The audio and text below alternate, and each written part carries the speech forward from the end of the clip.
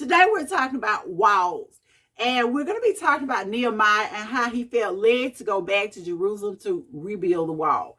And we know Nehemiah was the cupbearer for the Persian king, but he got permission from the king in order to go back to his hometown to rebuild the wall. So let's talk about what walls are.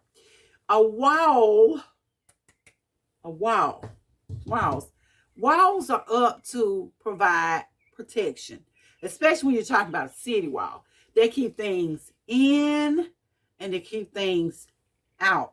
So the children of Israel, these Jews, they were very vulnerable because their wall was down, because the wall needed rebuilding. There were holes. It was just destroyed. And so when we think about the wall, we could think about going to rebuild the wall. It's going back to ground zero. We're going to a place where the wall needs to be put back up. It needs to be fortified.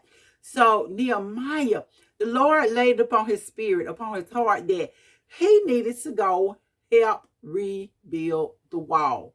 And so he requests of the king, and he's granted the permission to go back to rebuild this place that has been torn down, this place that has been destroyed. He is going to rebuild Jerusalem's wall.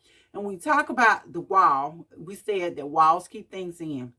There's some things that we need to keep in as Christians. We need to keep in our trust in God, our trust that everything that he said is going to happen is going to come to pass. We need to keep in faith. We need to keep in our belief in God. God said it, he's going to do it. He's going to bring it to pass. He's faithful and just. And so we have to keep that on the inside of us. We have to keep his word on the inside. I'm not saying for us not to go tell anybody else. We need to keep it deep down, rooted in us.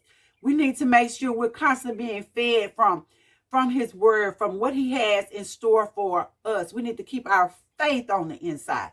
And there's some things we need to keep out. We need to keep out this junk from the word. We need to keep out lies. We need to keep out violence. We need to keep out these spirits of wrath, these spirits of anger. We need to keep out lying, gossiping, cheating, mistreating people. These are some things we need to keep out. We need to keep those on the outside. They can't come on into the inside. We need to keep those things out. So as Nehemiah is going to build a wall, he's going to fortify the city.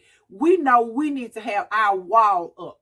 We need to make sure our wall is up. And one of the ways we can make sure our wall stays up is we make sure we stay in the word. We make sure we stay coming together as Christians to talk. We need to make sure we're constantly listening, feeding ourselves with the word, feeding ourselves with the things that we need to ensure that we are living the lives that are making us lights and examples for Christ. So put your wall up.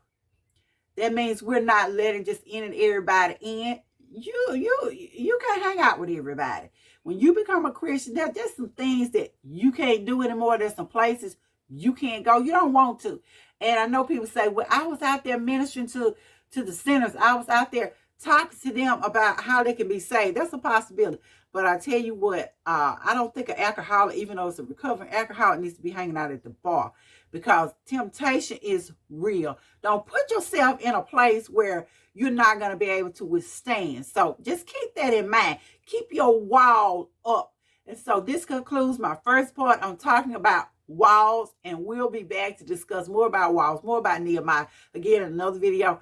I know she doesn't talk and messages, and I'll see you guys in the next video.